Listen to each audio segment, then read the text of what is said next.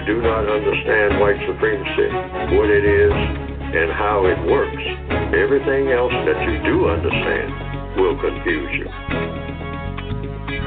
In all of these 9 areas of activity, economics, education, entertainment, labor, law, politics, religion, sex, and war.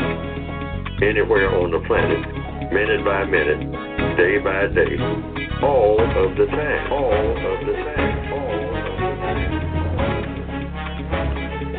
All righty, let's say good morning to all, and welcome to the Counter Racist Code Show with Mr. Neely Fuller Jr., and I am your co-host, Mr. Bobby. To get in contact with today's show, just simply dial 516-453-9921. And please, ma'am, please, sir, press the number 1 button and you will go to the front of the line and you will be next in line, provided that Mr. Fuller is not answering another call. And if you would like, you can also Gmail the show at number 7, numeral 7, Mr. Bobby, B-O-B-B-Y, at gmail.com, and I will effort to get your Gmail read, but more than likely it will go or be put in order, and then we take it from there. With that being said, let me say good morning, Mr. Fuller. Good morning. Good morning, sir. All right, Mr. Fuller is in. The Gatewood Brothers is in. Brother Moon Pie, thank you. They always look after Mr. Fuller and myself. Oh, by the way, make sure that when you do call, please, ma'am, please, sir, give the screener your name so I can properly introduce you. Okay, with that being said, let's go on with the show. This comes from Mr. Burton, and he says this: Mr. Fuller, my question to you on this day is, where do you think this pandemic and all the racial unrest that's all happening seemingly at once is heading towards, based on your extensive life experiences and what you learned from history books and what your elders taught you when you were going? And my last question, Mr. Fuller, I know you don't like me to ask 2 questions, but my last question is this: Why are you so hard on yourself? I hear you say that you think your performance was at a C or D level in answering questions. You don't reject compliments, but then if somebody called in to praise your work and refer to you as a philosopher, a Girat, you back off from it. Why? I think you have more than earned all those praises and titles, whether the mainstream media recognizes it or not. You've put in the time, energy, and work to be recognized in the annals of history, in my estimation. What say you, Mr. Fuller? This is Mr. Burton. Too much work to be done. Too much. This is an emergency. We are actually in a state of emergency. We're actually in like combat soldiers in a firefight. I mean, taking bows and coming out on the stage, I mean, and beckoning for the audience to give you applause. That's not the type of arena we're in. We are actually on a battlefield. I mean, bullets flying every which way. Everything in a state of pandemonium. And this is we're in a frenzy, even though it may not appear to be that way, but that's exactly what it is. And so compliments and all that type of thing and high fives and hugs, nowhere near that. We're not eligible for that. We're not. There's nothing that really, literally, the shape that the world is in, the shape that black people are in, nobody should be taking vows about anything. We're in a fanatical situation. It's actually terrible. I don't care if there are some lulls in the fighting and whatnot. I've been on battlefronts, and there were times where you have absolute boredom, just boredom, but boredom doesn't necessarily mean that you're being in a theatrical state. Theatrics are out in counter-racist science altogether. I mean, for anybody to be standing around doing a lot of clapping and whatnot, that's not a part of the codified procedure. It's just not a part. The code is all about business 24/7, uptight. Everything uptight. I mean, everything right to the letter, right down to the wire. A matter of life and death, because that's what it is. That's how it should be looked at. I mean, the decisive battle. Every battle should be look like it's decisive. That you're going to have a total casualty rate. Okay. It's way up, over the top. That's the way it should be looked at. Everything that we're doing now should be all about being serious. No heroes. Mm-hmm. Okay. Then just go back to his first question. This is,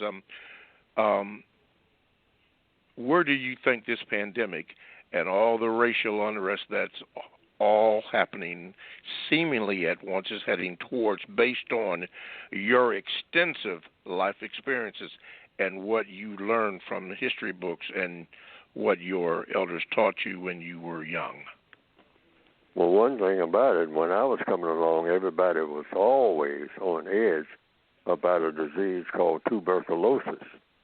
That's what everybody was afraid of. I was afraid of it because I was a very young person at that time, and a football player in the school, in the high school where I later went to. I wasn't in high school then. That was in the 1940s.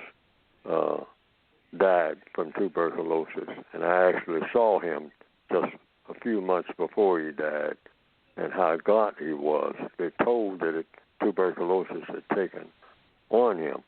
Now you don't hear of people dying from tuberculosis very much.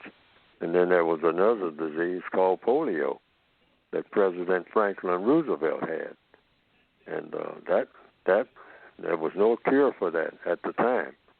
And if you got it, it meant that you were going to be crippled for the rest of your life. Nobody knew what to do about it. So those were the experiences I had at that time. So I look at this experience as the same thing, probably worse, because polio just attacked the legs, and you got to the place where you couldn't walk, from what I understood at the time. Tuberculosis would kill you because it attacked the lungs, and it was very, very deadly, very deadly. And so I kind of liken the virus now, COVID-19, to tuberculosis. And I think it should be taken seriously. I think black people should take it seriously. People all over the world should take it seriously because it's a world disease.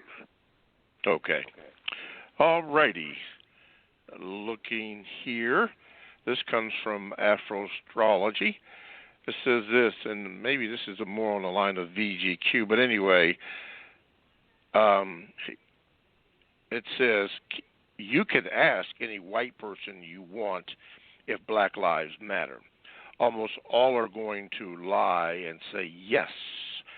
They just think of us as entertainers, athletes, and sex toys. So that's not the question we should be asking. The question we should be asking is, do Black Lives Matter as much as yours? And do Black Lives matter more than your money? I think you will see more true answers then. Of course, many would still just lie. It's in their nature. That's why asking questions does not work well with them. Mr. Fuller, you've often said, and you repeated every show that the answer to any problems is to ask questions.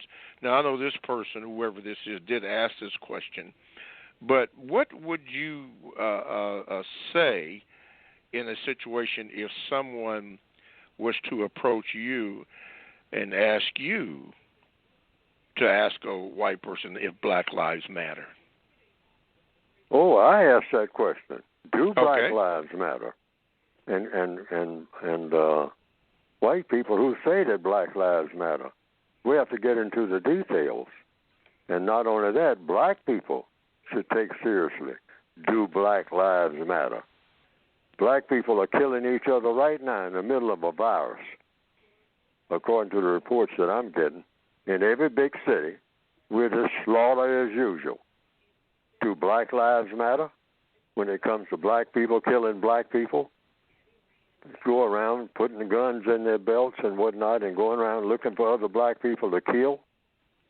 Because that's what we're doing, and that's what we're doing all over the world, from Nigeria to Johannesburg, all the reports that I read about. Do Black Lives Matter to black people?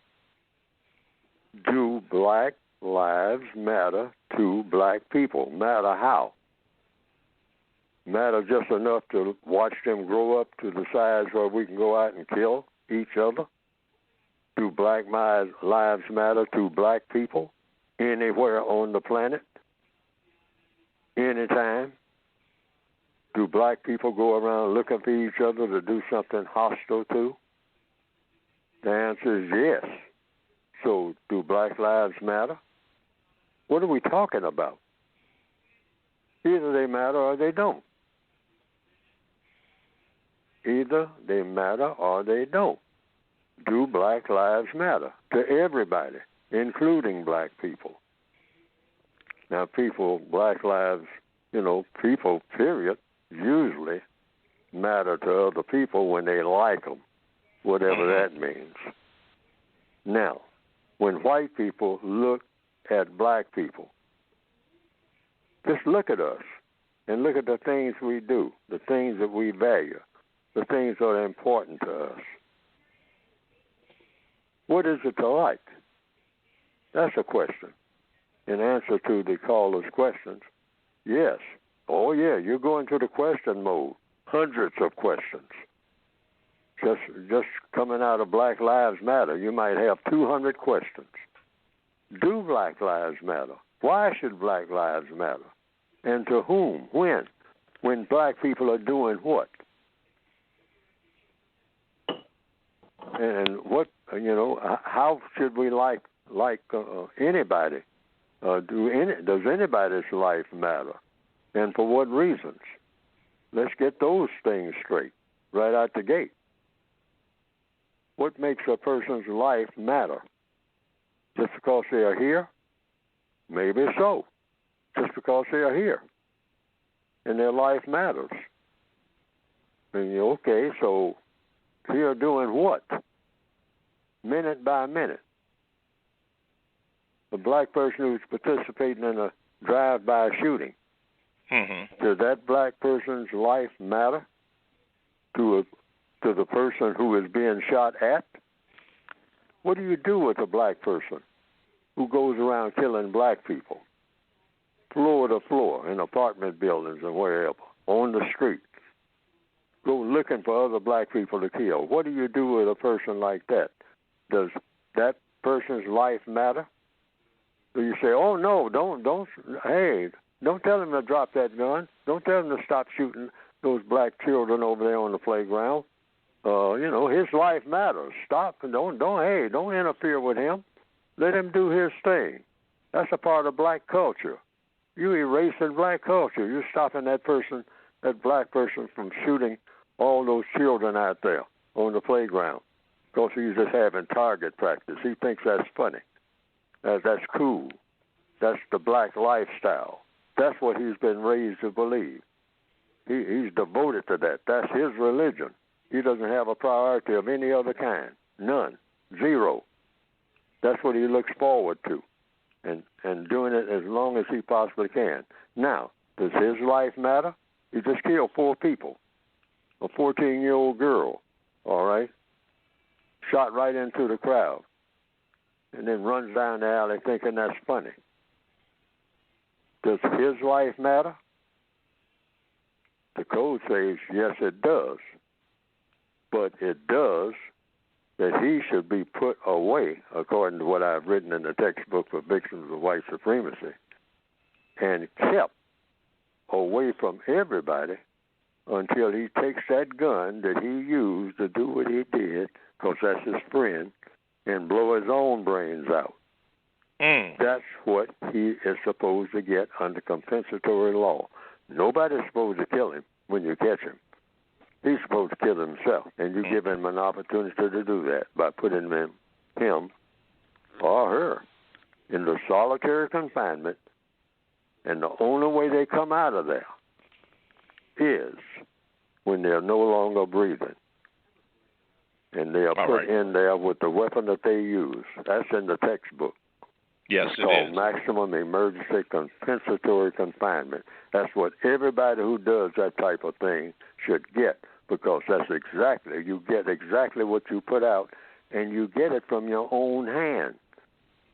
See, that's what you might say is the beauty of it. You think somebody else's life doesn't matter. Okay. All right. What about yours? And so you take somebody else's life. So now, under compensatory law, you're supposed to apologize for that when you did it unjustly. You killed a person for the incorrect reason, deliberately. So the code says you're supposed to sit there and look at the same weapon, because that's your friend. That's the only one that you deserve. You sit there in that cell and you look at it until you decide to use that one bullet in it on your own brain, or put it in your mouth or whatever. And make sure that you do a good job when you fire it, because you ain't going to get another chance. You'll just be in there wounded. Because the only thing that you'll ever be doing, ever again, is that you and your friend will be talking, because you're in solitary confinement. And when I mean solitary, I mean solitary. You don't even talk to a guard. You'll be fed through a trap door. Because why? It's logical, because the person that you kill is not talking to anybody. They never hear another voice. So you talk to yourself and your gun. That's your buddy. That's the only one you got. Okay. Let's do this. Listen, everybody, those who are listening, thank you in the chat room for your listenership. When you call in and dial that number, 516-453-9921, I ask you, ma'am, I ask you, sir, please, would you give your name to the screener so that I can properly introduce you? Because if you don't and you have a question, as this person I'm getting ready to get on the air, I don't know what your name is, and I don't want to be disrespectful, but I don't know who you are. So please, ma'am, please, sir, when you call in, press the number 1 button. You'll go to the top of the line, and then please give the screener your name. Okay, no disrespect. Let's go to this person here. Whoever you are on with Mr. Fuller. You can be heard worldwide. Go ahead, please. Good morning, Mr. Bobby and Mr. Fuller. I apologize, Mr. Bobby. I didn't hear his screener come on, but this is Brother Muko from Baltimore. Hey, Brother Muko. Yeah, hey, my man. Okay. Yeah. Okay, go ahead, sir. I had a question for Mr. Fuller. Being that we're in a system of racism, white supremacy, and during this pandemic, the information that we get are from suspected white supremacists, how do we go about trusting the information that we get? We go about trusting the information we get to the best of our advantage. As prisoners of war, that's the best way and the only way, the options that we have. We look at all of the options we have, because the white supremacists are experts at mixing the truth with falsehood. That's what makes you an expert in telling lies. See, a master liar is a person who tells the truth most of the time. So they'll say 8 things that are absolutely true. When you track them down and whatnot, things that don't seem like they're true, but when you really look at it, you'll find out you were told the truth. But they'll sneak in 2 real dynamite things out of 10, maybe, just as an example, that are absolutely false. And that's what makes people who say things that are not true, and they're what you might call good at it, they can cause all kinds of confusion because you don't know when they're telling the truth and when they're not, because they're experts at it. And the white supremacists are experts at falsehood and truth. They know more than anybody about most things, and so they know how to do it. So in a counter-racist fashion, the victims of white supremacy have to just figure out as you go along. As prisoners of war, that's the only option we have. And they say, are they telling the truth this time? Or is this something absolutely false? And, you know, you kind of watch everything that's going on as best you can and then come up with your best answer. Mm-hmm. That's all we can really do. That's why it's called the compensatory way. See, we're always in a compensatory mode, making up for what's missing. And the truth is missing, you know, in many, many, many things. But the truth is also manifest in many things. So it's just a guessing game, like figuring out crossword puzzles or whatever. Mm-hmm. Is it or is it not? Is it or is it not? Okay. Brother Muko, listen, thank you for calling. By the way, Brother Muko, check out HR 748. Hit me up on my Gmail. Trent and I were discussing that. Hit me up on that, and it'll break down that pandemic for you. Thank you for your call, Brother Muko. Absolutely. Thank you, and Mr. Fuller as well. All righty. Okay. Let's see here. Going back to that first question about Black Lives Matter, thank you, JJNI 3577. But Jacoby 2 Kane 2 says this, Mr. Fuller, and maybe this is under VGQ, but says this: do Black Lives Matter logo support the idea of white supremacy as far as a racial showcasing or showism as to who is ultimately gaining financially? Well, Black Lives Matter is a slogan, and like most slogans, I guess, the actual people who should answer a lot of questions about Black Lives Matter are the people who came up with the slogan. I understand 2 black ladies came up with the slogan. Now, they should, first of all, be the people who should be consulted. I don't even know their names. Someone just told me that, and I think I saw their pictures one time. I didn't remember their names, but at that time, I didn't know that the slogan would catch on. Like back in the 1960s, Black Power became a slogan, and I understand a man named a black male person named Mr. Ricks was the first one who shouted it out at a meeting, and then Stokely Carmichael picked it up, who later became Kwame Nkrumah. And then people went around saying, Black Power, and people went on television saying, what does it mean? Now, here it is, 2020, and we have Black Lives Matter, but it seems like no one is really putting out into the center stage, if you want to say that, if people are willing to go to the center stage and explain what they meant, the people who first said it and made it popular. And I understand these 2 black ladies should be consulted, first of all, to say what they mean by it. and then also say if they, if they desire to, they can do what they want to do, say what they want to say.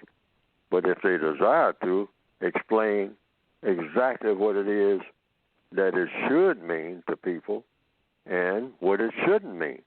And if there's anything that it shouldn't mean, I don't see where there would be any reason to say it shouldn't be any meaning to me. But maybe they might say that. But these are the people who should be consulted. Now, other than that, everybody has a free will to say what they think it ought to mean. Okay. All righty. Thank you, Mr. Fuller. Somebody made a reference to the so-called pandemic. It's HR 748, and it's really if you look at it, it's a plandemic. You'll find that out when you check that out. Okay, let's do this here while we have the opportunity to. Why don't you go ahead and cue that music up? We're going to do a little bit early today. You are listening to the Counter Racist Code Show with Mr. Neely Fuller Jr., and I am your co-host, Mr. Bobby. And if you'd like to get in contact with the show, you can do so by calling 516-453-9921 with your question or VGQ for Mr. Fuller. And if you've been in contact with the show, you know what VGQ is. You can also Gmail me at the numero 7, Mr. Bobby, BOBBY, at gmail.com, and your Gmail will go into a rotation, and when it comes up, it will be read. I will give you the date and the time that is being read so that you can hear that. So that, again, is the numero 7, Mr. Bobby, BOBBY, at gmail.com, and it will be read. By the way, when you do call in, please, ma'am, please, sir, give the screener your phone, or rather your name, and then I can properly introduce you. Brother Muko from Baltimore called, but this was his first time calling to this show. He has called into other shows that Mr. Fuller and myself have done. So thank you, Brother Muko, and thank you, callers. Chat room is now open, and let's do this. Hey, okay, let's go down here to Darnell. Let me see if I can get you in here, Darnell. Okay, Darnell, I got you. You are live. You can be heard worldwide. Go ahead, Darnell, with your question. Good morning, Mr. Bobby. Good morning, Mr. Fuller. Good morning. Good morning, sir. Good morning, sir. Yes, sir. Thank you. With the coronavirus, it seems to be a lot of confusion going on. And I'm 47 years old, and I can't recall seeing anything more confusing in my lifetime. If there was something, I can't recall. So my question to Mr. Fuller is confusion the most effective tool in the white supremacist tool belt? And if so, why? The answer is yes. And the reason is any people who are confused will always be dominated by people who are not confused, if domination is their goal. That's just the mechanics of the universe. People who are confused will always have as their leader someone who is not confused. 10 people in a room. A fire breaks out. Only one person knows where the fire exit is. That's the most powerful person in that room. Why? Because that person who knows where the fire exit is not confused. Everybody else is running around in circles screaming and yelling. The person who is not confused about where the fire exit is will say, calm down, everybody follow me. And everybody will follow that person who is calm, systematic, and knows where the fire exit is and can lead everybody else. Probably not in another context, but at that moment, that's the most powerful person in the entire world to the other 9 people in that room. That's just the way everything works.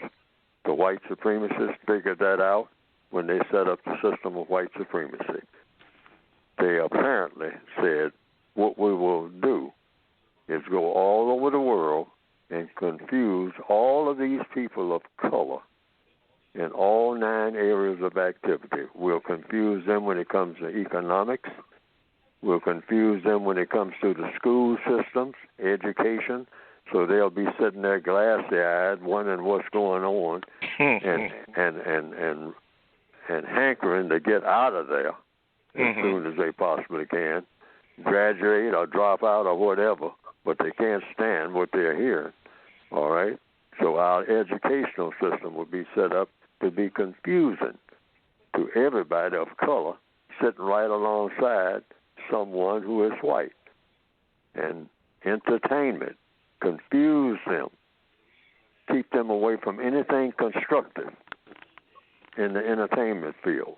So they're always doing something that is super silly, that will not provoke any type of constructive thought at all or constructive behavior.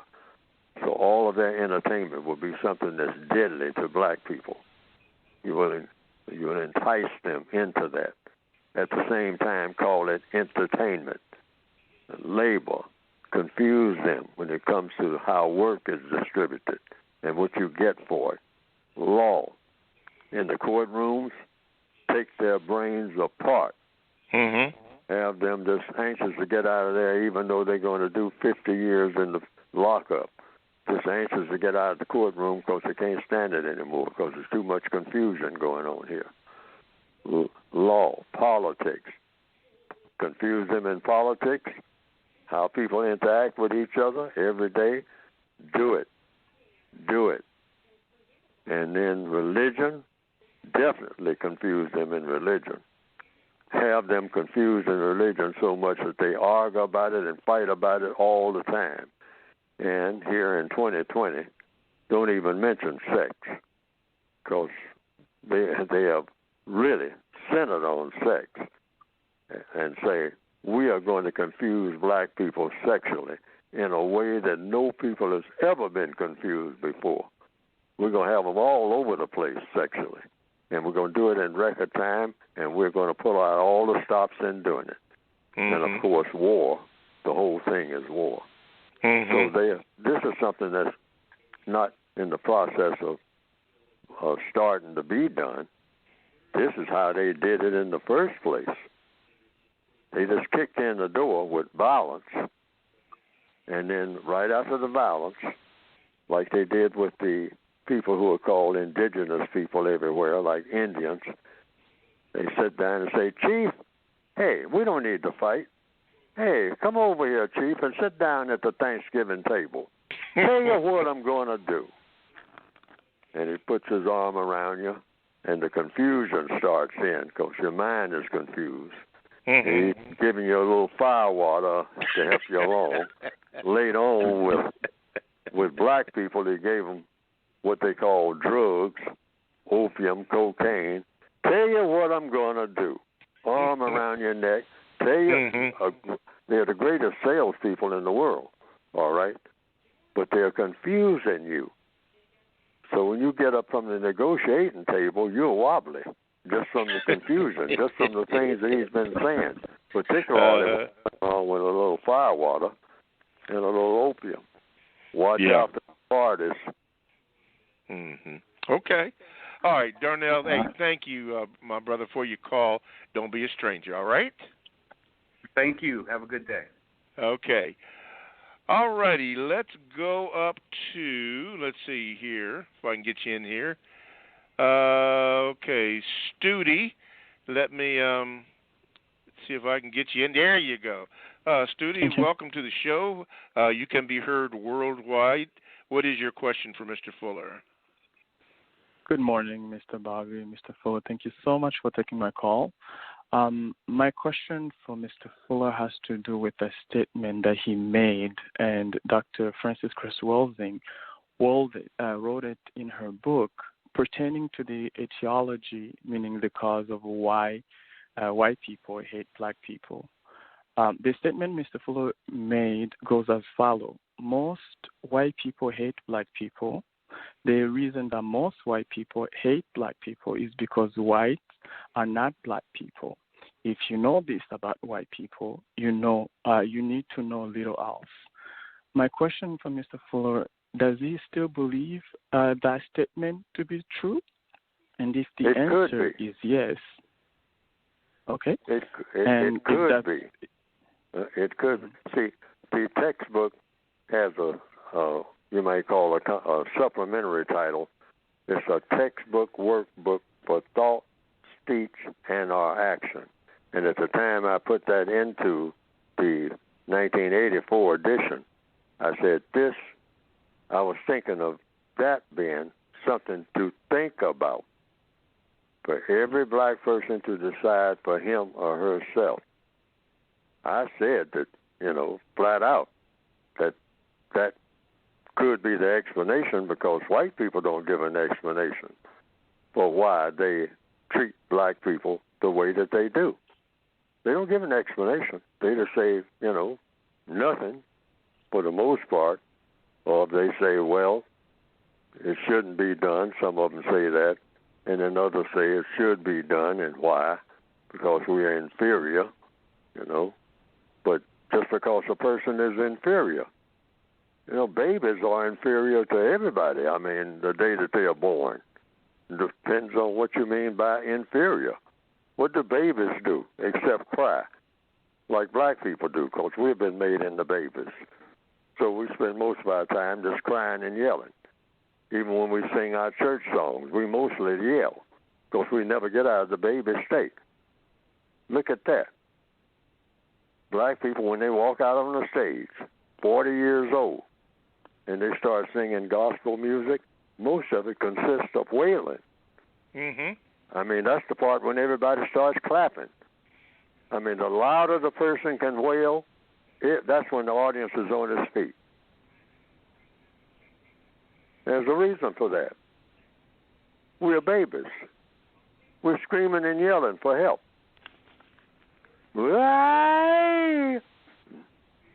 That's how we come into the world. So, in essence to the question, white people say, we don't do a lot of screaming and yelling. Mm-hmm. What's that about? That doesn't accomplish nothing. I mean, who's listening when you scream and yell? What we do, we burn midnight oil and figure out things like how to go to the moon and back in one afternoon, while black people are sitting around scratching their dumb heads trying to figure out how to get to the church and back. All right? How to get across town and back. How to do anything.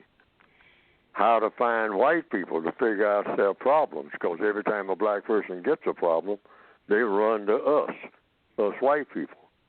They get in boats and little rickety rafts and cross great bodies of water. Doing what? Which way did the white folks go? Where's our masters? Where's our gods here on earth? Because we can't figure nothing out among ourselves except how to kill each other. So we got to go and find some white people to save us from ourselves.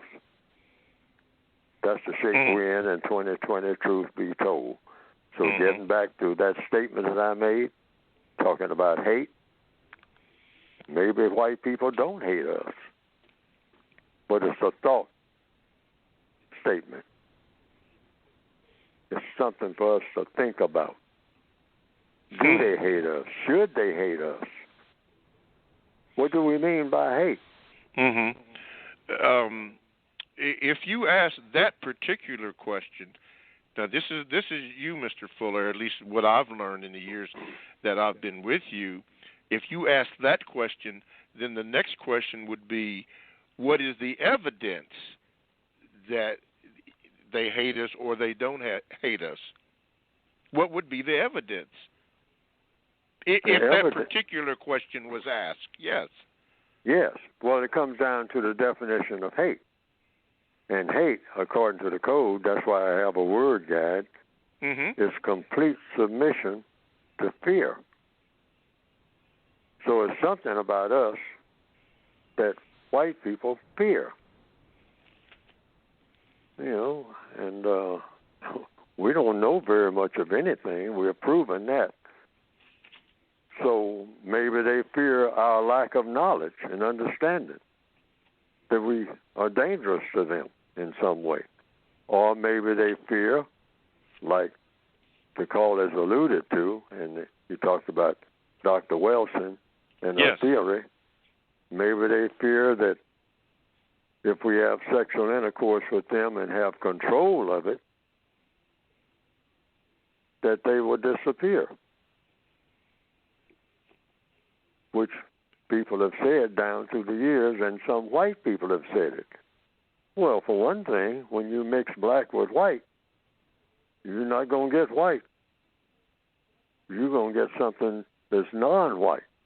Okay. Brown, red, yellow, beige, tan. But most likely you won't come up with white. And that's something to be afraid of. That's something that white people have to control. Now, if this is the case, white people unanimously should say that's what they fear most, because hate comes from fear. You can't, if you fear something, you hate it. People say, I hate snakes. I can't stand snakes. Can't stand to be around snakes. Well, why is it you hate snakes? Well, they do things to you. Well, why are the snakes doing things to you? Because I don't know what to do about them when they come around. Rattlesnakes, I don't know what to do. And the reason I say that, I give that snake analogy, and I'll just cut off from there. But I'll just make a brief story that when I was in what you call the Army, somebody yelled snake one day. And we were in tall grass. Everybody took off in a clearing. They took off running into the clearing area because the snake was in the grass. Now, a fellow from Louisiana, a black guy, real tall, he took off galloping into the grass because he spotted the snake. And he came back holding the snake behind the neck and laughing at all the rest of us who scattered. Okay? Now, why could he do that? Because he knew how to handle snakes. That's why. He grew up on a farm in Louisiana where he said, we handle snakes all the time. I know all the different kind of snakes. I know how to catch them, too. Okay, and he did. So he didn't fear them. He didn't fear them, so he didn't hate snakes. He liked snakes. I looked on page 149 of the word guide, and you were correct, Mr. Fuller, about hate. It says, use this term to mean an aggressive submission to fear. And then you gave an explanation. One hates what one fears. So you were correct. That's on page 149 of the word guide. And while we are here, and thank you, Transcendent, for coming in, Jacoby, and all the rest who are in the chat room. Mr. Fuller, this is the time when, since you made reference to that, let's talk about your book. Take this time and explain about your book and even the reference that I made, even from the word guide. The book is designed and was intended when I first started writing it. I first started writing it for myself as a guide of what to do and what not to do, what to say and what not to say when a race issue came up, when I'm around white people, because I was frustrated and confused by how to react under every circumstance. So I said, I'm going to start writing a little code for myself. Yes, sir. And so I had about 6 pages. I walked around with those 6 pages until they practically fell apart. But that was the beginning of the code. what I call the counter-racist code. I didn't call it that then. I just called it some pages to guide Neely Fuller through the day so that yes, sir. when things happen, I could handle it. So it turned out to be about 1,300 pages over a period of time. So I distilled it down to a textbook form called The Counter-Racist Code for Victims of White Supremacy, the United Independent Compensatory Code System concept. And I tailored the book for the individual victim of white supremacy. That's how it all panned out. And so that's what I have now, and you can get it by going to producejustice.com, producejustice.com. Now, some people have had some problems getting it recently, and so I have looked into that, and the explanation is, on account of this virus going around, we've had some distribution problems, and so that will be straightened out within a couple of weeks anyway. Okay. That's what I've been told. Yes, sir. We've run into another glitch on account of the virus. Oh, okay. Mostly the distribution. Mm-hmm. Yeah, as a matter okay, good. But go to producejustice.com for any information that you want about the textbooks now. I haven't looked at the site myself recently. Yes, but sir. There seems to be some confusion going on. It's got to be straightened out. As you make mention to that, Mr. Fuller, I did call the lady that called last week about getting the books up into Canada. Do you remember that call? Yes, I remember that call, and then someone called me directly the other day. And yes. I'm in the process of having the people who are handling the books look into that. But it seems like there's a little confusion going on, but the essence of it is on account of deliveries and all like that, on account of the virus. People not making schedules and that type of thing. Well, when I called the lady on behalf of you and the show and did speak with her because I did not want her to think that we were ignoring her, she pinned it down to a border issue. Now, that could be because of the virus, as you just mentioned, but she, in her little research, found out that for whatever the reason, they are limiting things that are coming into the border, and she said that she thinks that might be the problem. So the problem wasn't on. She was indicating that the problem wasn't on our end or your end. It was a border issue. And that could be because of this plandemic. Yeah, that's what I said, plandemic, not pandemic. But it could be because of that. She's not sure, but anyway, she did indicate that she didn't think that it was ProduceJustice.com's fault, and I told her that I would pass that information, on to you. Now, you're not having any distribution are you having any other distribution problems and other points outside of this concept called the United States? Not that I've come to my attention, but any problem in the distribution definitely will be compensated for. Okay, good. Yeah, I mean, it'll either be straightened out or compensated for under ProduceJustice.com. Part of producing justice is for people to get their material. Yes. Okay? I mean, we're not running any kind of scam here. I don't want to be a part of anything like that even looks like that. Oh, no. So it's guaranteed that it might be a delay, but that's on account of things that are unforeseen. That's just a compensatory way. But they'll get their material. Okay. Yeah, well, that's good for everybody to know. Yeah. Before I get to Lola... Yeah, okay, thank you. Before I get to Lola, JJNI35 says this. He wanted you to know, Mr. Fuller, that your direction of, quote, limiting contact limits conflict, end of quote, really works. He says, those unaware, however, take the lack of gossip and frivolous activity as a statement, as one being uppity or to resent it. No, it's a war stance, and clarity is needed. Thank you, Mr. Fuller, wholeheartedly. So he's thanking you for that. Okay, Transcendent, thank you for joining the conversation. Let's go to, and then I'll read your Transcendent. I will read yours a little bit later. Okay, let me go to Lola. Lola, let me see if I can get you in. Oh, Lola got you in. Okay, I'm sorry. Lola, you're on. You can be heard worldwide. Go ahead, Lola. Good morning, Mr. Bobby. Good morning, Mr. Fuller. Good morning. It's always an honor to speak with you, Mr. Fuller. My thoughts today is just I've just been going through a lot of transitioning and trying to learn and observe life and observe this universal prison that I am. It's really difficult to do so. But with all going on, like I've been thinking about the George Floyd lynching and all the lynchings that's been happening, and it's constantly happening to this day.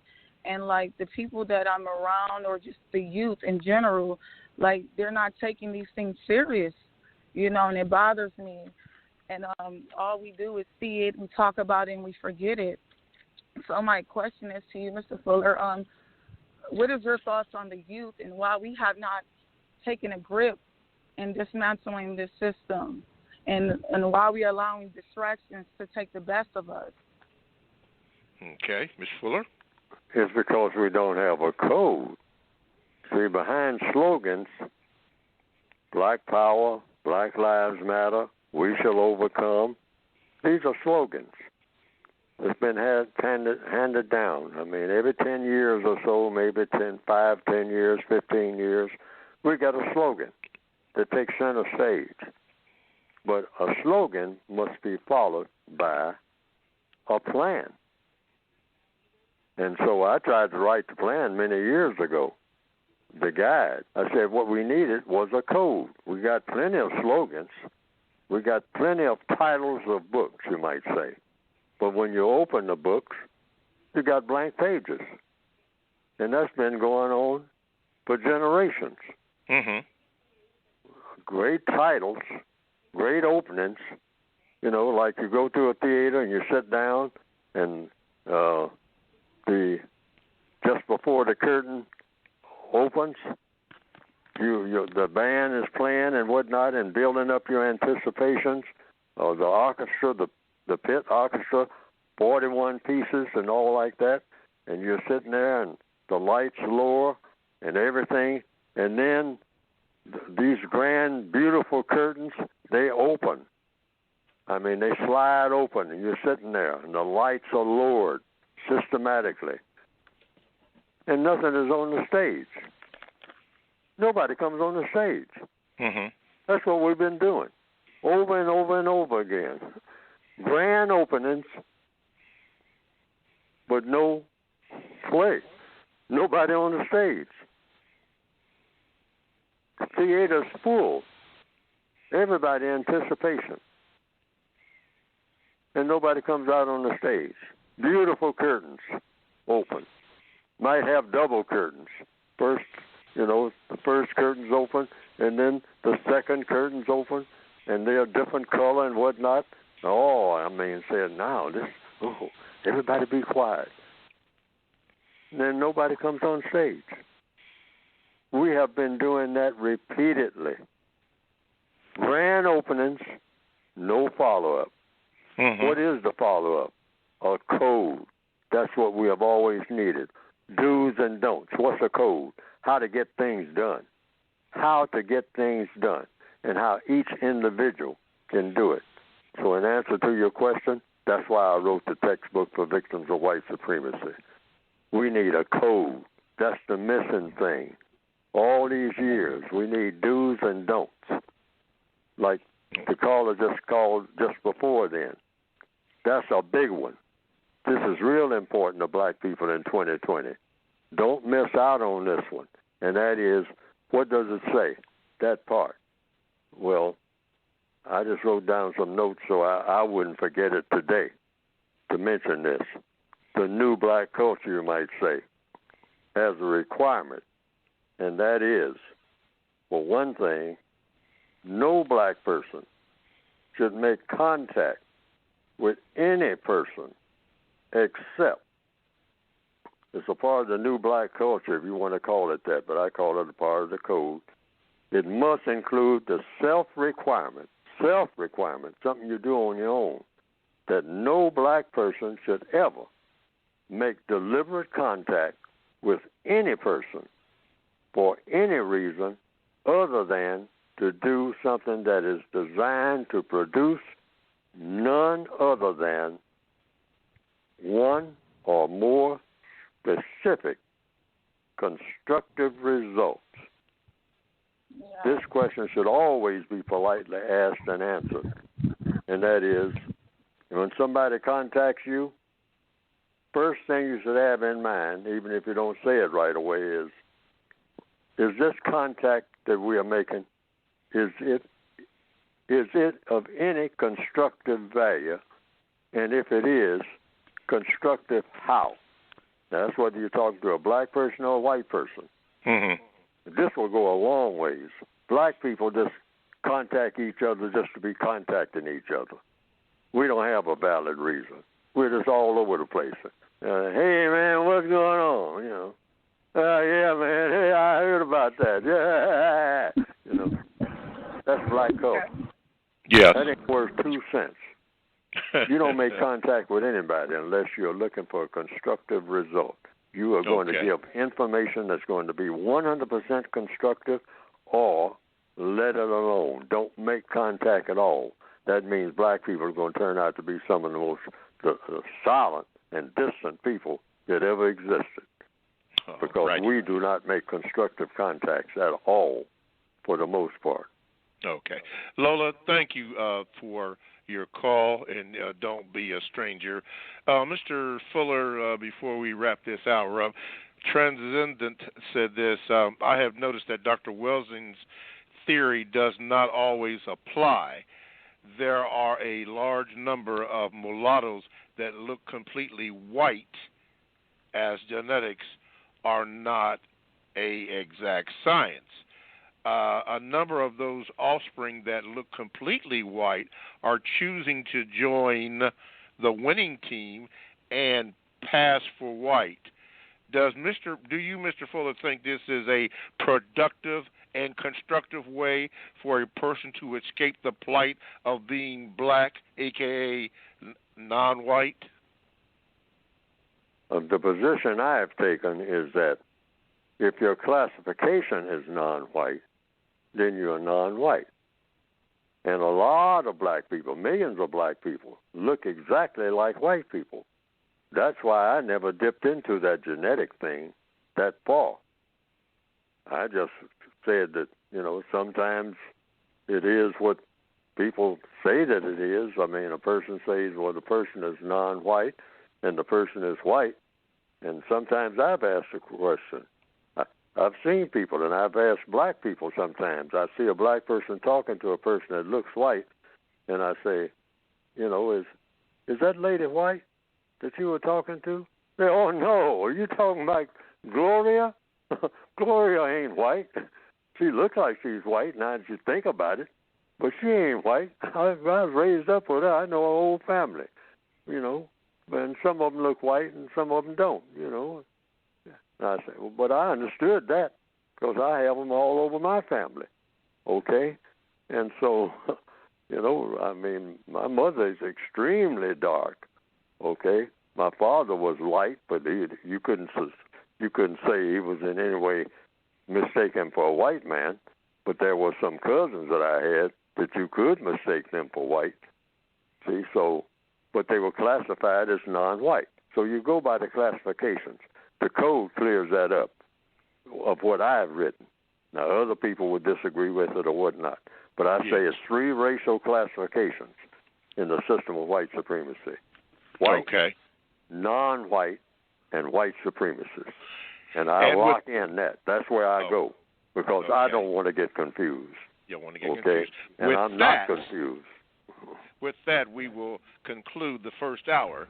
You have been listening to for the first hour anyway, the Counter Racist Code Show with Mr. Neely Fuller Jr., and I am your co-host, Mr. Bobby. We have another hour coming up, so stick and stay.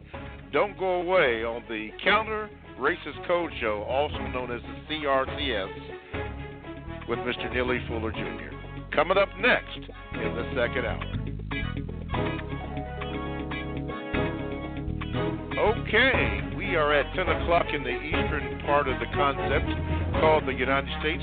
This is the second hour of the Counter Racist Code Show, or CRCS, with Mr. Neely Fuller Jr.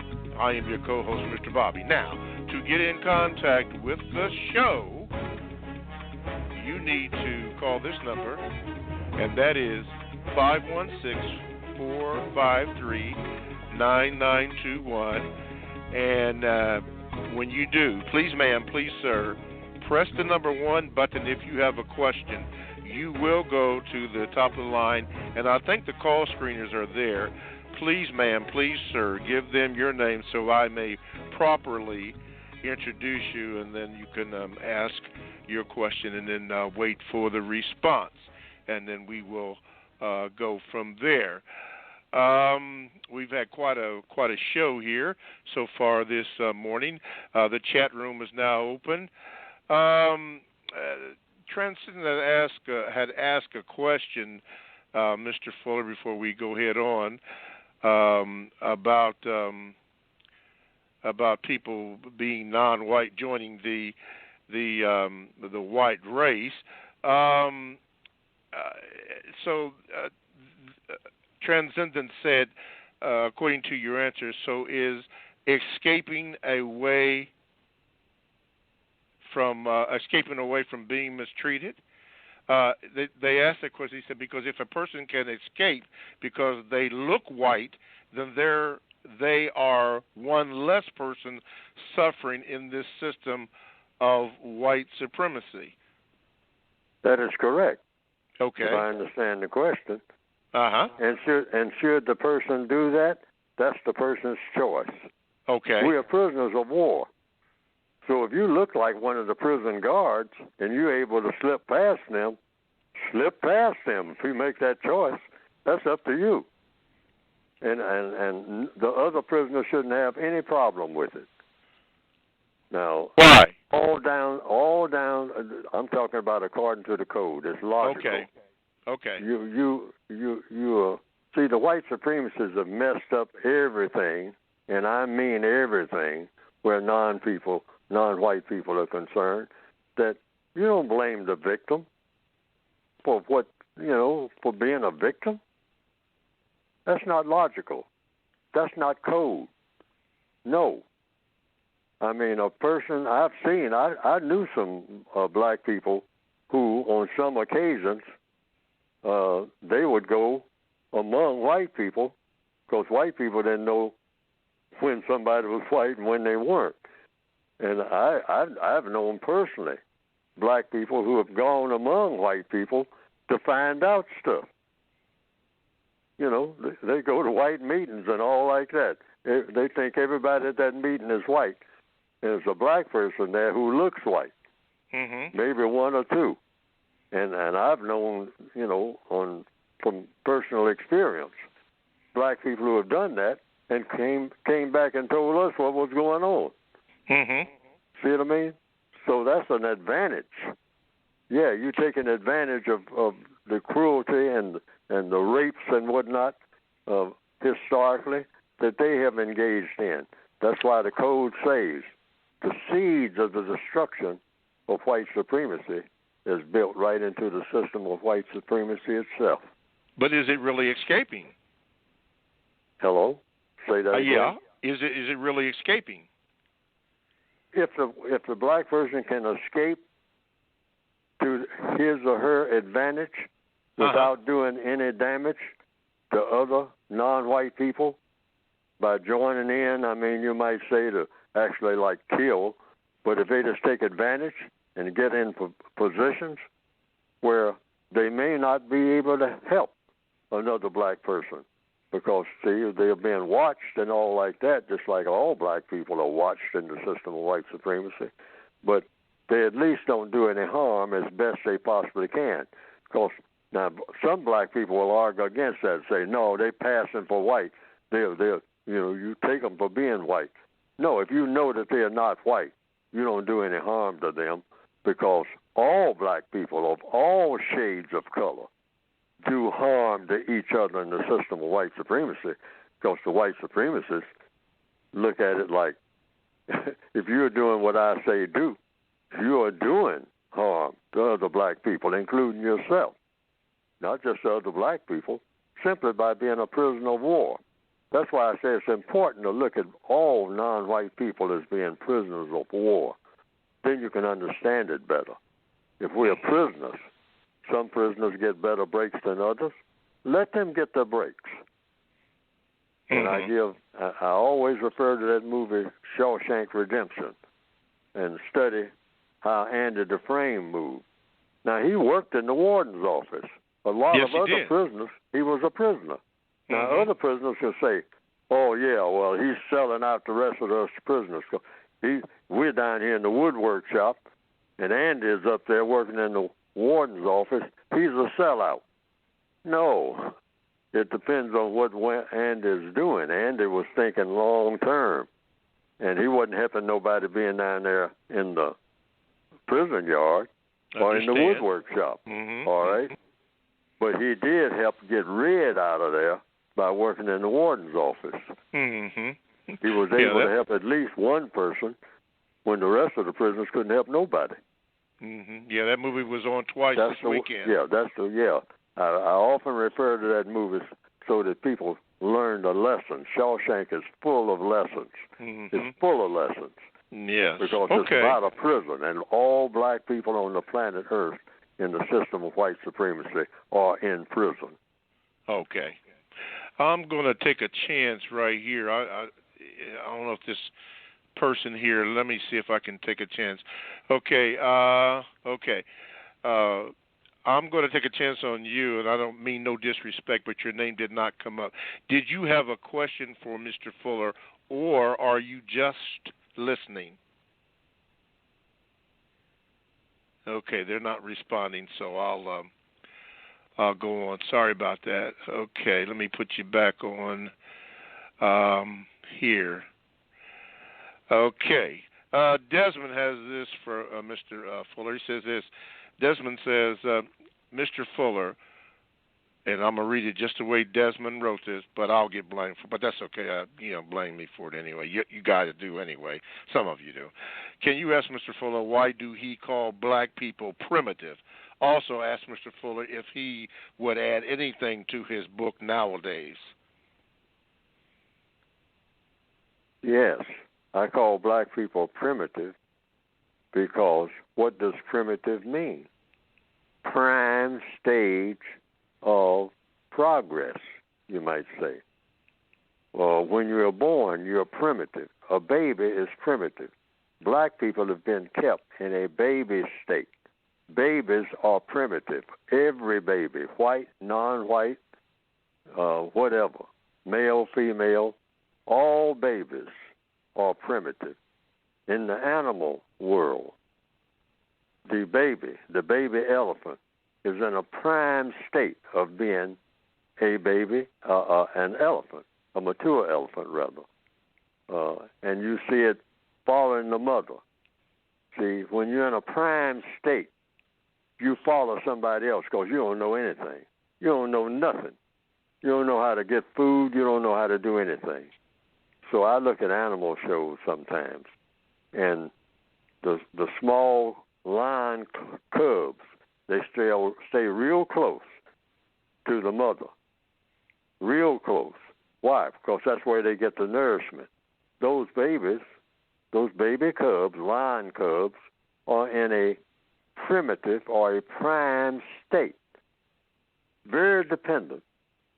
So black people are primitive.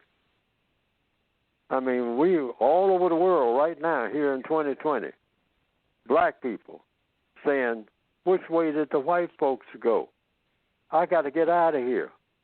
the rest of these black people don't know how to do nothing but kill each other and cheat each other and rob each other and steal from each other. I mean, all over the world, that's where you find it. And so, without putting it in words, black people, females gather up their babies and whatnot. I got to get away from people that look like me. I got to get away from people that look like me because they are crazy. I mean, there's nothing here.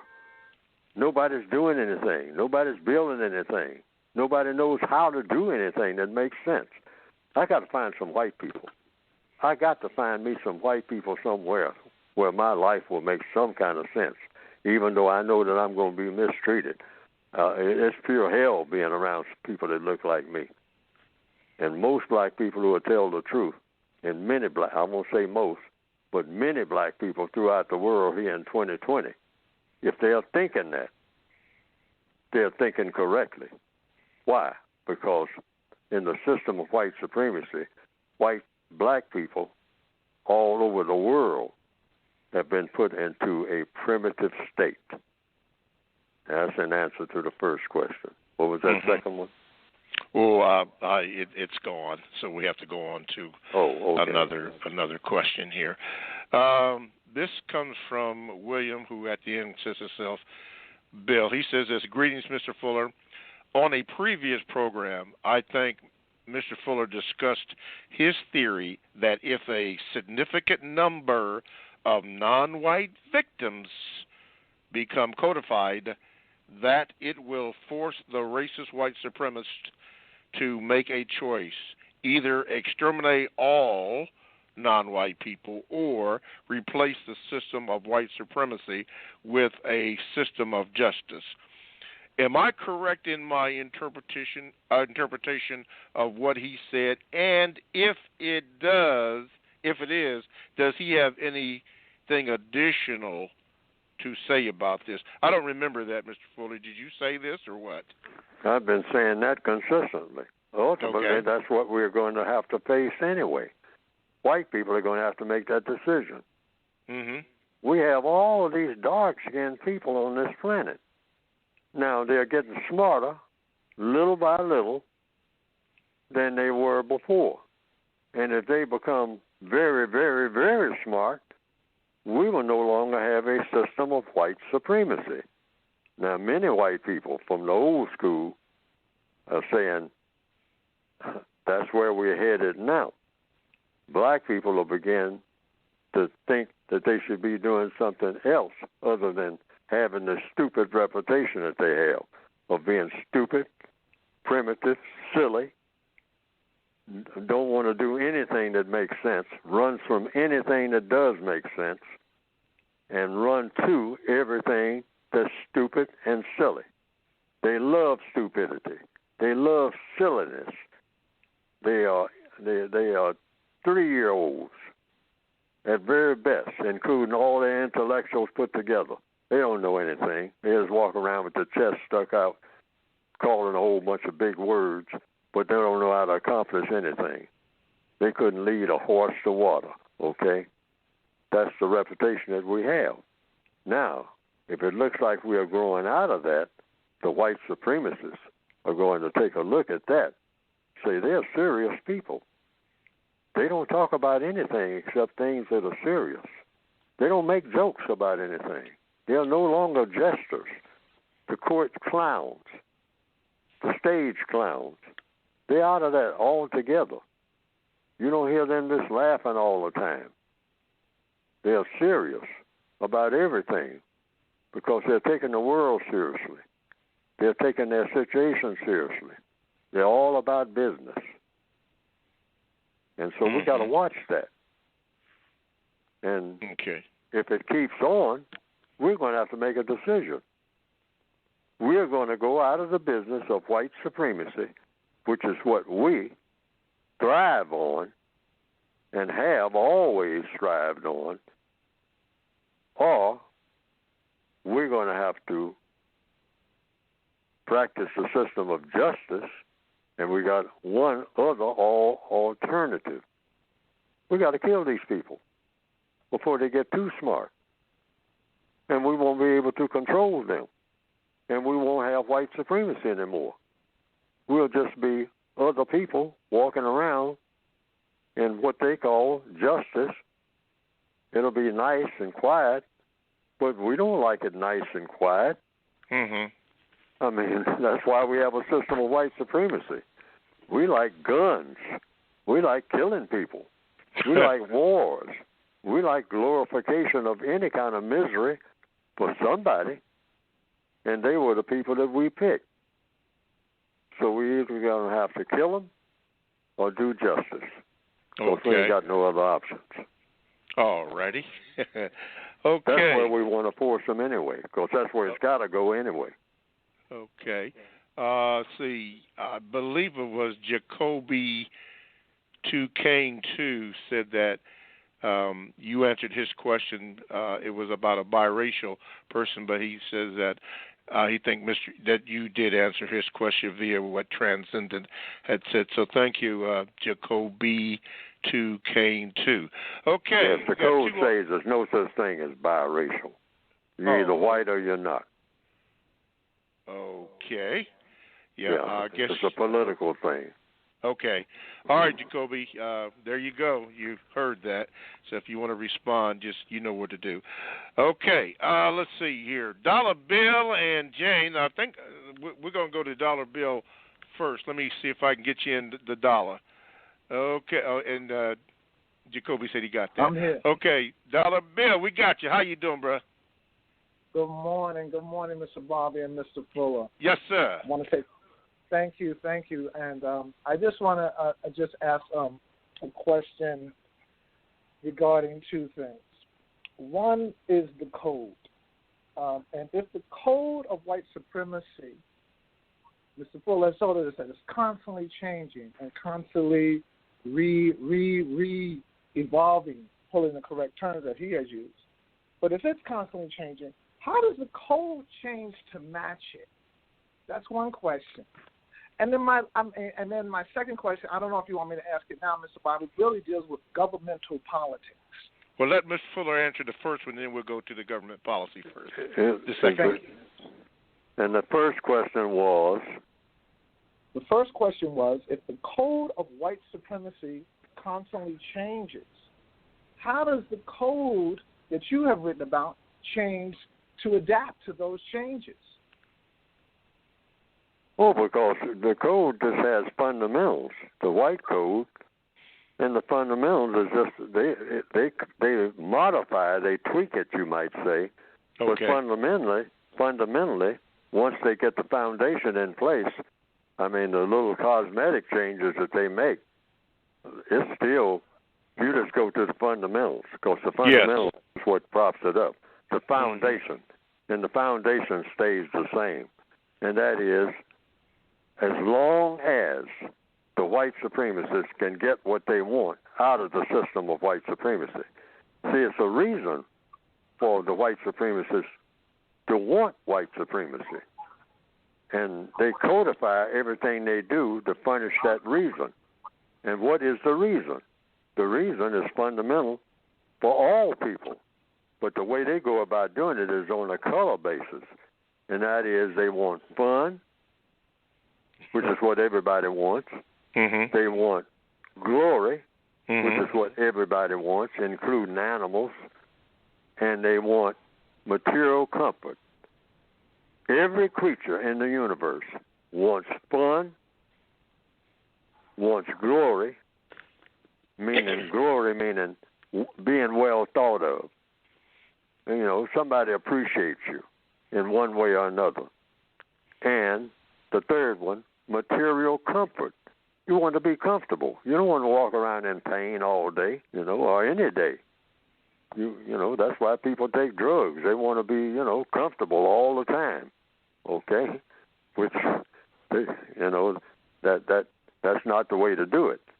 Now, white supremacy is set up to provide for white people fun, glory, and material comfort.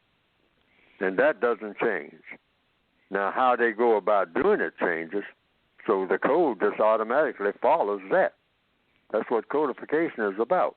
Mm-hmm. You just watch and see what they're doing now. I always say, when you see white people coming in the system of white supremacy, your standard question, codified question is, okay, here they come. What are they up to now?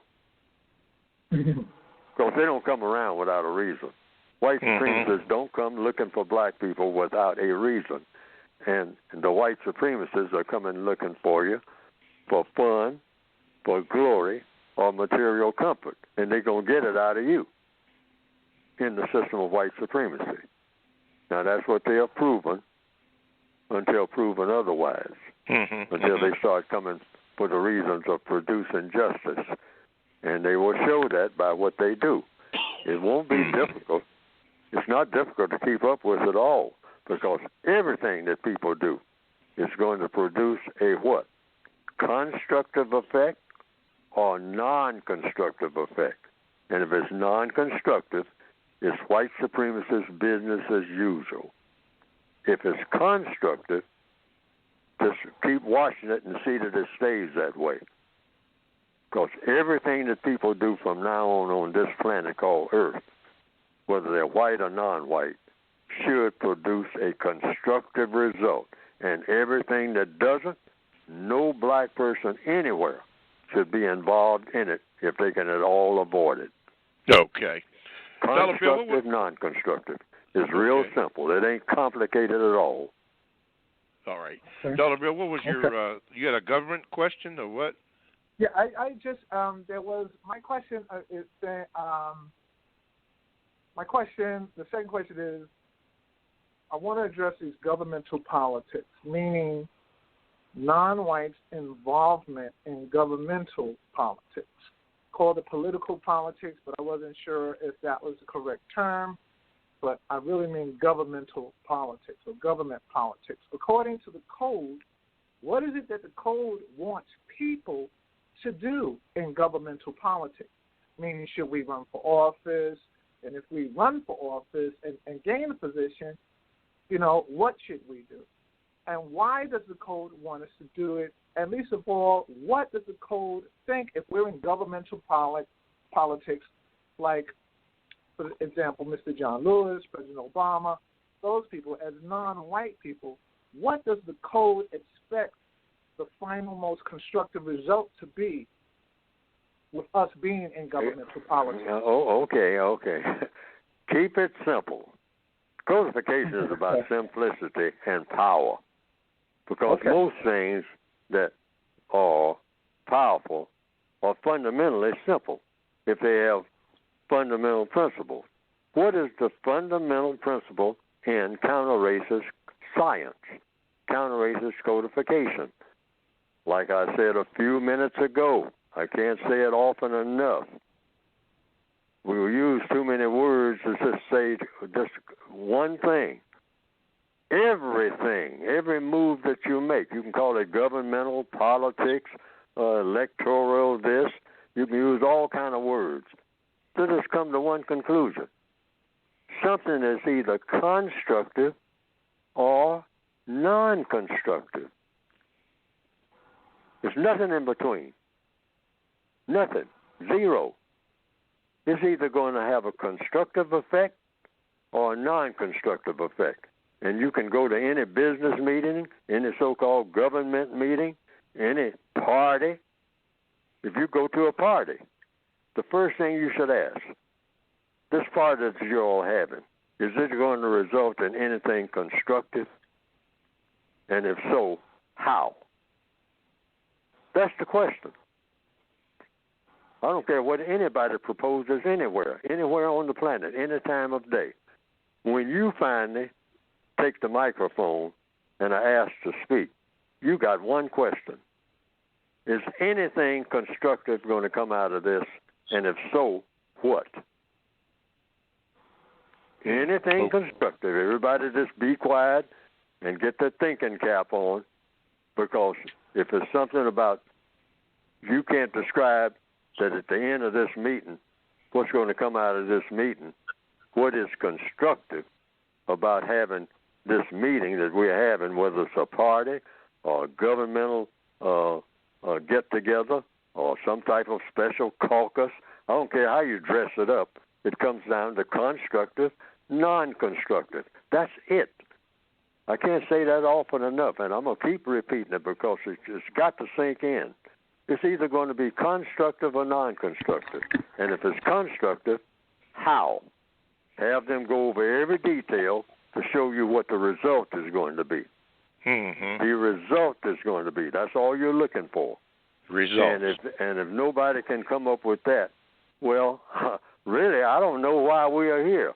Well, then I'm out of here, and call me when you figure out why we are here. Because Okay. I'm not spending not 1 minute of my existence on this planet no more dealing in anything that is non-constructive, and don't want to even, I'm not going to spend any of my breath time. I'm breathing. Okay. Mr. Floyd said he couldn't breathe. I'm breathing. So therefore, I'm not supposed to be wasting not 1 second doing anything that's non-constructive. So, gentlemen, I'll be back when you all figure out something constructive to do. All righty. Dollar Bill, thank you for your call, and don't be a stranger. For those of you who would like to hear Mr. Fuller additional, and I get a lot of calls and a lot of questions about this. There is Mr. Fuller is all over YouTube. I want to tell you that. In fact, this show is being recorded. That's nothing new. But there is a special one that I particularly like. It is Mr. Fuller and Dr. Randy Short, and he just mentioned the word. It's called results, but it's also, you can type in hot air. And Mr. Fuller and Dr. Randy Short are discussing it. But the main thing is what Mr. Fuller just spoke to was results. And it would be one that you may want to hear and glean. Results. Yeah, and get some information off of that. I look at it quite often and play it when I'm going around town.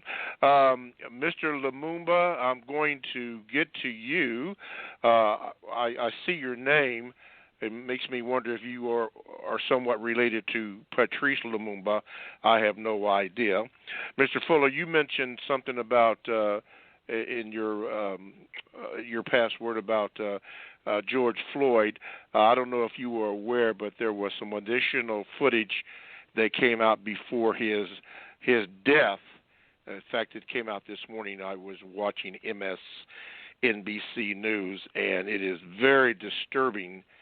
It was about 30 seconds, maybe to a minute, of additional footage prior to the footage that was already seen. It was a body cam shot that finally came about, and it is very disturbing. So if you want to look at that, anyway, it's something a person want to look at. Let's do this. Okay, let's do this. Yeah, cue that music up, and we'll do this. You are listening to the Counter Racist Code Show with Mr. Neely Fuller Jr., and I am your co-host, Mr. Bobby. To get in contact with the show, you can call 516-453-9921. Press the number 1 button, and you will go to the top of the heap, as Jane and Lumumba have done.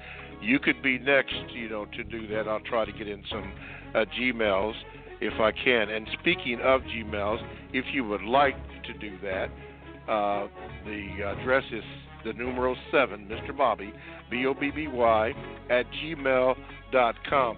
Now, it probably will not be read on today's program, but at some point it will be read, and I will, when it is, I will give you the date and the time that it is being read, so don't worry about that. We try to address all the inquiries that come in.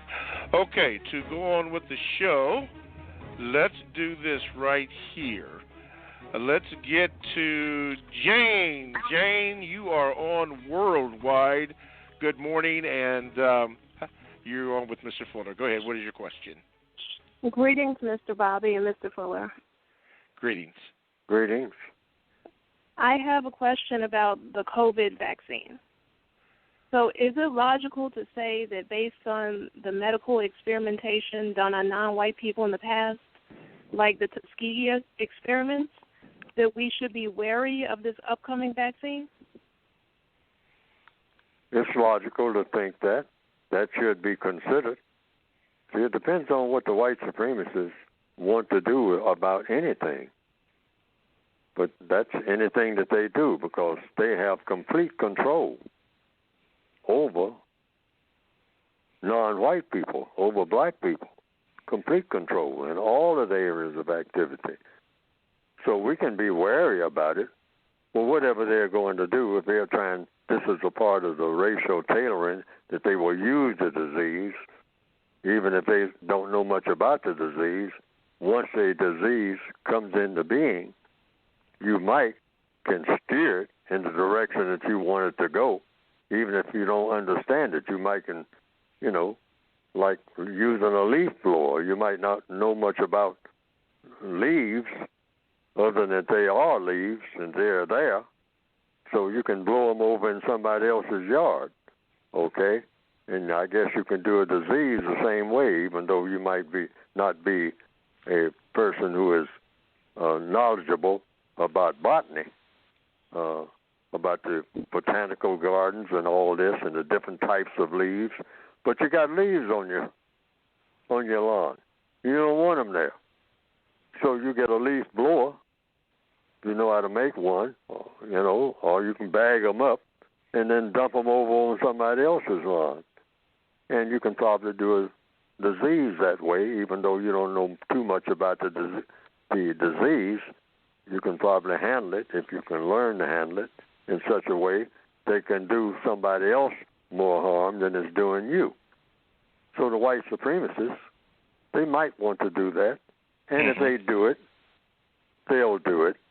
There's not much you can do about it, because we don't do much about anything that the white supremacists decide to do, except demonstrate our disgust.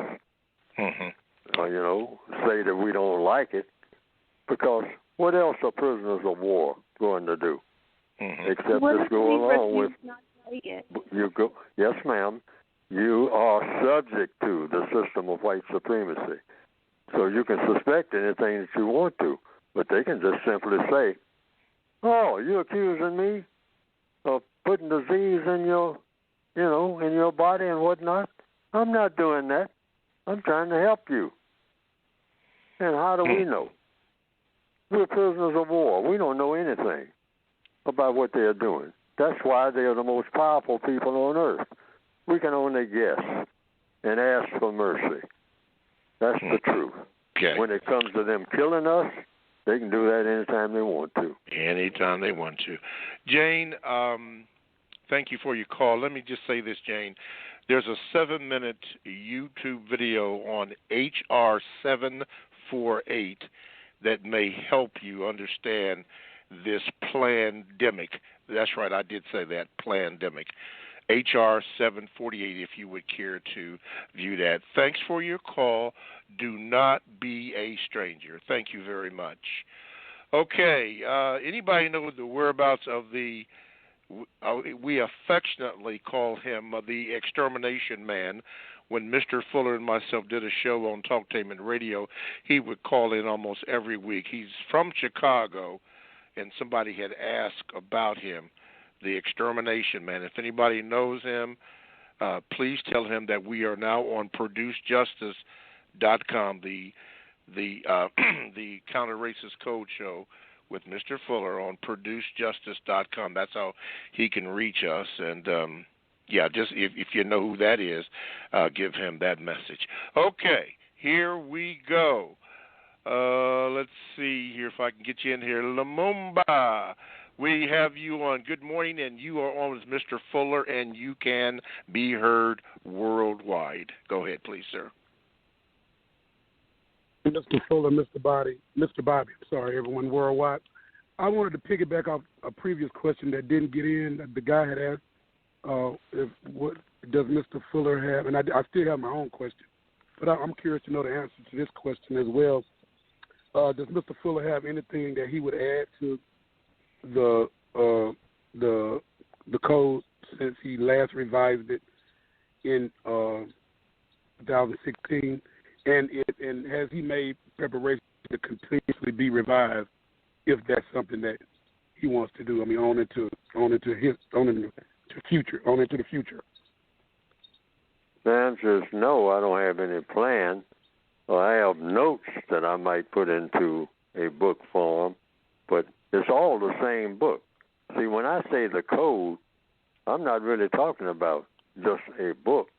I'm talking about an entire way of solving problems as they come up. And problems, as long as the planet has been here, as long as the universe has been here, people have been presented with all forms of problems. And codification is about black people becoming problem solvers rather than have a reputation like we do have now. It's being universal problem makers. You know, here come the black people. Look out for the problems, because now you're going to really see some problems, because black people have now arrived. So everything now is going to be a problem from now on, because that's all they know how to do is make problems. That's the reputation that we have. We don't have a reputation for solving nothing.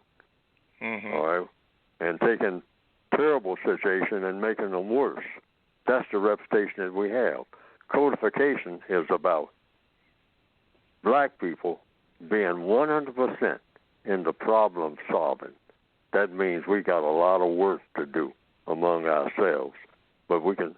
The codification means we start right this minute.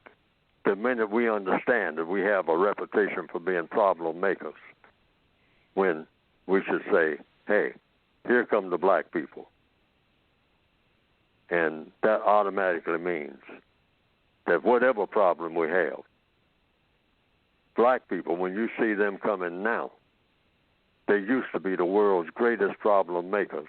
But when you see a black person coming now, you are looking at a problem solver. That's all they do.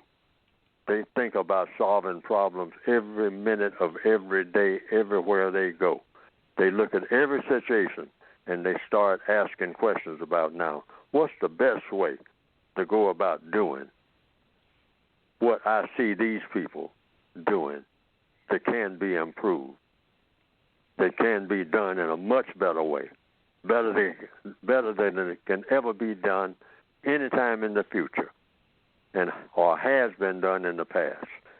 That's the type of reputation we want among ourselves to start with. Problem solvers. Black people. When you think of a black person, oh, you're talking about these people that solve problems. They're always thinking about how to solve a problem in the best, most constructive manner so that everything works out just grand for everybody in a constructive manner. White, non-white, when they come around, you can breathe a sigh of relief. Here comes a real problem solver, because that's all they think about all the time. And they have fun doing it. Because remember, fun, glory, material comfort. See, black people have been programmed that if you're a problem solver, you don't have fun. That there's no fun in solving a problem. When it's just the other way. It's just the other way around. It ain't nothing more fun than solving problems. You can't get more fun than that, rather than being in misery and crying all the time about your sad situation. It's because we have been programmed that if you're going to have real black fun, you're going to be messing up everything. Because the definition of blackness and fun is everything is going to be something to cry about, something that's all messed up, shell casings all over the pavement from gunfire, everything all run down, everything all boarded up, broken glass all over the street, trash just piling up everywhere. Misery everywhere. Everybody cursing everybody out. Everybody name calling. Okay? That's what you call black culture. And we glorify that because we have been taught that that's what black culture should be. Otherwise, it ain't black culture. You're acting white now. Why? Because you act like you got some sense. You act like you're going to do something constructive. We don't do nothing constructive around here. Get out of this neighborhood. We can't stand constructive activity. We want rats and roaches and stuff. That's what we feel at home with. Wow. That's where our minds are, if we tell the truth. But we can change that by simply saying, I'm not about nothing except that which is constructive. And I'm having a whole lot of fun in it because real fun is constructive. We got to get in that mindset and get rid of this so-called black culture that we have now because it is totally rotten and shouldn't be wished on nobody. Yes, sir. Totally rotten. It ain't good. Nothing good you can say about black culture here in 2020. Lumumba, thank you very much. My question is, because that was just to piggyback, and that was a great answer, Mr. Fuller. Thank you. But my question just feeds off of that. It ain't gonna take but a second, Mr. Fuller. We have been confused to think stuff that is constructive is really but it's really non-constructive. But we have been confused by the white supremacists to think that it is constructive.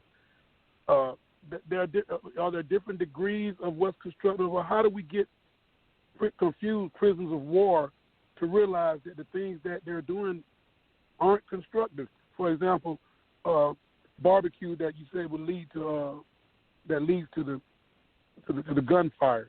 Okay, let's just say that some of the barbecues don't lead to gunfire, and we look at that as constructive. When overall, it's still non-constructive, even if no gunfire breaks out. What is the constructive result of the gathering? So that's my question. You are correct. Everything, all problems are solved through the process of what? Questions and answers. And you just asked a question. Okay, even if there is no gunfire at the black barbecue, let's look at the barbecue itself. Is barbecue constructive? What are you doing at a barbecue? Well, we just kicking it, we cooling it, we getting our black thing together back there in the backyard, and we're going to eat some barbecue. Well, wait a minute. How much do you weigh? And the person says, well, my weight, I'm getting pretty close to 400 pounds. Well, I got another question. Are you supposed to be getting pretty close to 400 pounds? Well, to tell you the truth, my doctor said I need to lose some weight. Say, all right, now let's get to this barbecue. Is this barbecue helping you to lose weight? See, everything is questions and answers. All you got to do is just keep asking questions. No, hey, we're just having a pretty good time. It's Saturday afternoon and all like that, and we're going to have another holiday on Monday. So, hey, we're just having a barbecue on Saturday, got plenty of time to rest up on Sunday, and all that, and all through Monday. And so, man, I'm going to pig out. You going what? I'm going to pig out. Oh, you going to pig out on this barbecue? And you heading toward 400 pounds, and you are having problems breathing. I can't breathe. Picking up that tub of barbecue with your 400-pound self. Is this constructive? Let's look at everything that we're doing back here in Willie's backyard. Mm-hmm. Hey, Willie, come over here. This whole thing that we're doing, is it constructive or not? Well, man, we get together, we got to be doing something like what, Willie? Well, what black people usually do. We got to be doing something when we get together, so why not have some barbecue? Is the barbecue constructive? Maybe we should try some roasted fish for a change. Yeah, I like fish. Well, how come we ain't got no fish, Willie? I'm just giving, I'm just saying how the conversation should go. Right, right. But we should always be heading toward doing something constructive. Mm-hmm. All right, okay. in that direction. See, start off in that direction. And how do you start? Like people call in all the time. Well, Fuller, how do we get started? You get started with the little things. And then the little things turn out to be big things. Every business person can tell you that. You can talk to people, I'll name a few names, I don't usually like to on air, but Bill Gates, he started small. I understand he started in his garage doing something that turned out to be something that everybody all over the world says, man, his ideas turned out to be real constructive. For me, I was able to go into business on account of a guy named Bill Gates, and I didn't even know his name. I didn't know he was associated with none of this stuff that I'm doing, but people told me that's where it all came from, in his garage, when everybody was kind of ignoring him. All righty. Lumumba, thank you very much for your call, and don't be a stranger, all righty? Thank you very much, sir. All righty. Before we go to our 45 after the hour break, I've been wanting to get this in from I guess it's the Caribbean man, and I'm going to read it just the way that he wrote it, and then we'll go to the action about the book. It says, Mr. Fuller, is thinking a new way is black people' biggest problem? Meaning, I realize black people didn't or don't want to learn something new, clear their mind from that old knowledge like we were born in a prison system, we are prisoners, we are in a war. Thank you. That's just the way you roll. Black people have been programmed, I'll say it again, okay, and the evidence shows it, by the white supremacists, either directly or indirectly. We got it from someplace. They're the people who raised us, if you can call it raising. But we interact with black people. We're black. We know how black people think. But we, collectively, we kind of go to sleep or we just ease away from it. Anything that sounds like it's heading in the direction of being constructive. And we weren't born like that. Nobody is. But for some reason, it ain't black culture unless it's absolutely destructive. Our old blues songs kind of reflect that. Sure had a wonderful time last night. Leastwise, they tell me I did. Now, what does that mean? Back in the old days, it meant I got drunk. And that was a wonderful time. That's how you describe it. I got drunk, and I got so drunk I don't even remember what happened.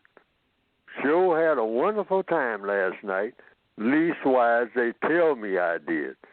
Somebody told me I had a wonderful time. That's that fun factor. So we have associated fun with things that are absolutely destructive, something that's non-constructive, something that's going to lead to disaster, car wrecks, and a fight, a killing, okay? And we worship that type of stuff. But we were not born doing that. So what happened? We got involved in a thing called black culture, modern black culture. And that's why I say we have to dump it and replace it with something better. Because if you don't replace it with something better, you just drift back to doing the same old thing. Mm-hmm. There are some people in the sports field who, after they became so-called successful, we've read about it and heard about it, and it seems so strange to them that now they are in a neighborhood where everything is not all run down and people running around killing each other and all like that. So some of them, on a kind of habit, go back to those places after they've made millions of dollars and then wind up getting killed in some little old rundown bar. That's true. Because of that pull that they have. They feel out of place doing anything that makes sense because they have never done anything in their lives that made sense. And all the people around them did things that didn't make sense. And we worship stupidity. Codification is supposed to get us out of that. Yes, and it's sir. got to be done not by anybody dictating to you. You got to evolve yourself as an individual. I'm not about nothing starting with this moment that's non-constructive.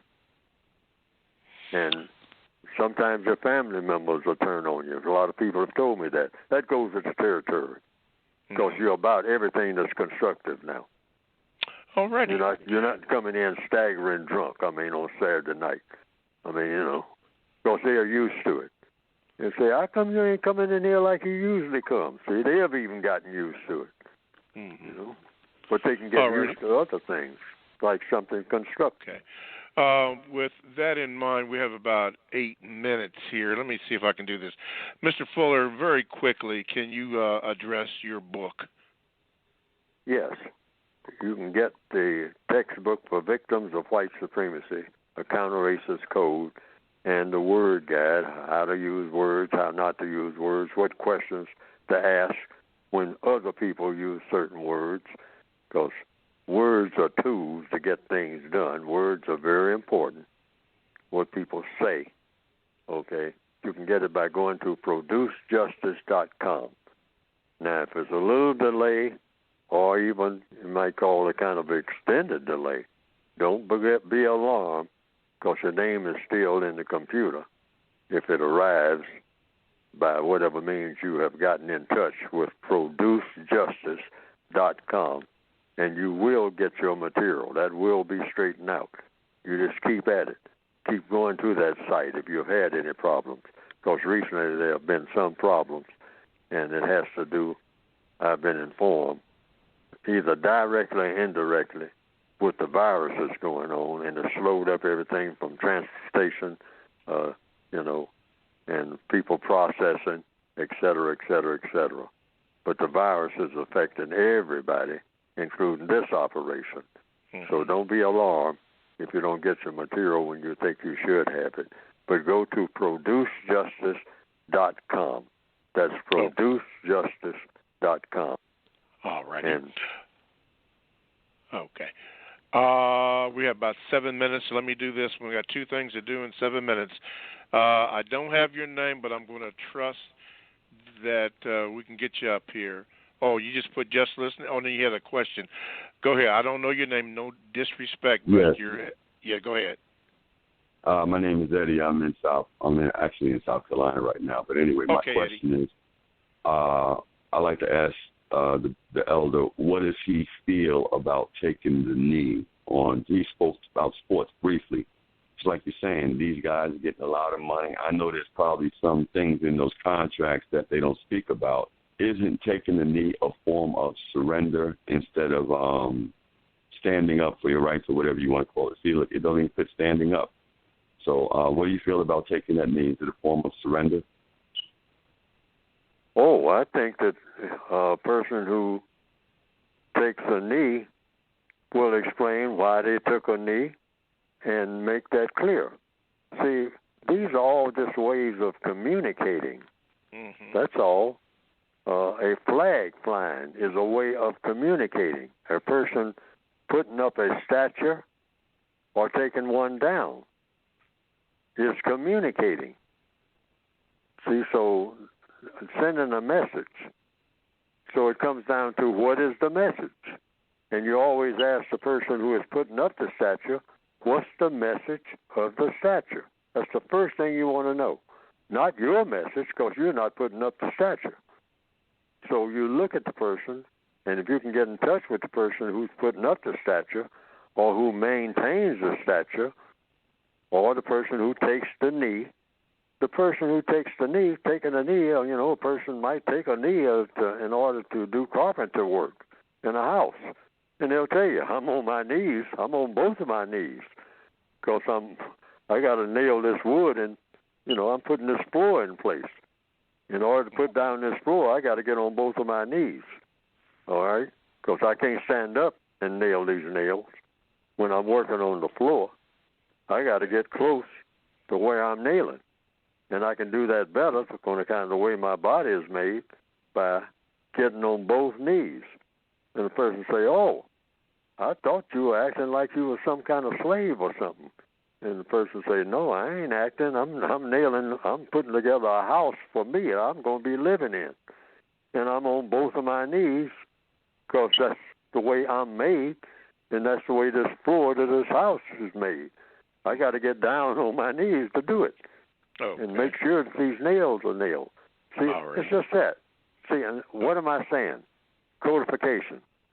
The person who is doing whatever he or she is doing is the person who answers the question about why they are doing it and what the message is.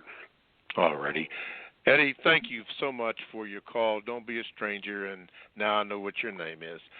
Okay. Mr. Fuller, this is the last question today. This comes from Afro-Astrology.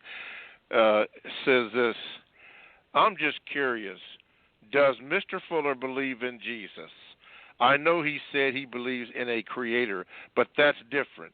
I know his generation was really big on Jesus, but now a lot of people are disregarding it as mind control by the white supremacists to make us docile and turn the other cheek to remain prisoners of war.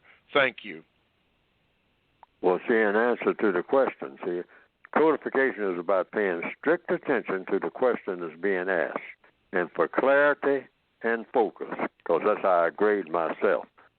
Now, the question was, does Mr. Fuller believe in Jesus?